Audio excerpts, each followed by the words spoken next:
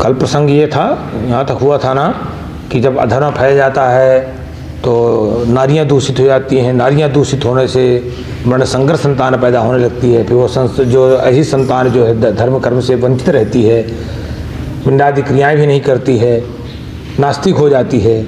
उससे जो है पूर्वज जो कहीं पर हैं, पितर लोग हैं, वो भी अधोगति को प्राप्त हो जाते हैं। तो इसलिए अर्जुन कह रहे हैं कि इससे सनातन जाति धर्म नष्ट हो जाता है, सब कुल धर्म और जाति धर्म नष्ट हो जाता है। तो उत्सन्न कुल धर्माणाम मनुष्याणाम जनार्दन नरके नियतम वासो भवति तनु सुश्रम। अर्जुन कहते हैं कि भगवान से कि नारायण, मैंने सुना है कि जिनका कुल धर्म नष्ट हो गया है ना, जिनका कुल धर्म नष्ट हो गया है, उनको अनिश्चित काल तक कष्ट भोगना पड़ता है, नरक में निवास, नरक जैसे कष्ट में भोगना पड़ता है, नरक में निवास करना पड़ता है। तो इसलिए अहोबत महत पापम कर्तुम व्यवस्थिता वयम यदराज सुख लोभेन हंतुम सुजन्मोद्यता। कहते हैं कि यही तो शोक की बात है कि हम लोग महान बुद्धिमान होकर के भी और महत पापम कर्तुम व्यवस्थिता, हम महान पाप कर्म करने के लिए तैयार हो गए हैं कि राज्य सुख लोभ है, छोटा सा राज्य, अस्थायी सुख और संसार का राज्य, इसके लोभ से हम अपने स्वजनों को मारने के लिए तैयार हो गए हैं।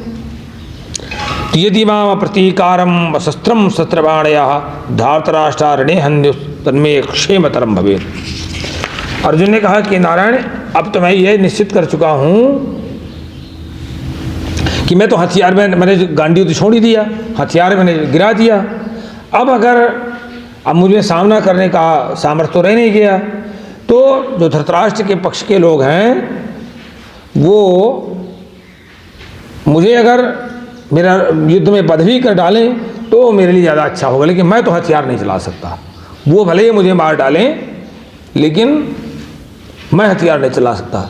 लोग कहते हैं गीता को पढ़ेंगे तो कहीं ऐसा ना हो जाए, वैसा ना हो जाए, हम अकर्मण्य ना हो जाए। अरे भैया, जिस गीता को सुनने के बाद अर्जुन ने इतना बड़ा महाभारत युद्ध लड़ा, जहाँ वो बिल्कुल विचलित हो गया था, अपने कर्तव्य से विमुख हो गया था, शक्तिहीन हो गया था, सामर्थ्यहीन हो गया था, इसके बाद उसी गीता के माध्यम से वो इतना बड़ा महाभारत युद्ध लड़ा, पूरा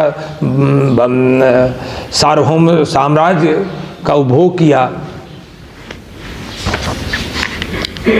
देश की रक्षा किया, राष्ट्र की रक्षा किया, राष्ट्र को सही मार्ग में लाया, व्यवस्था किया। कैसे हो सकता है? उस गीता के माध्यम से हमारी उन्नति ही होती है।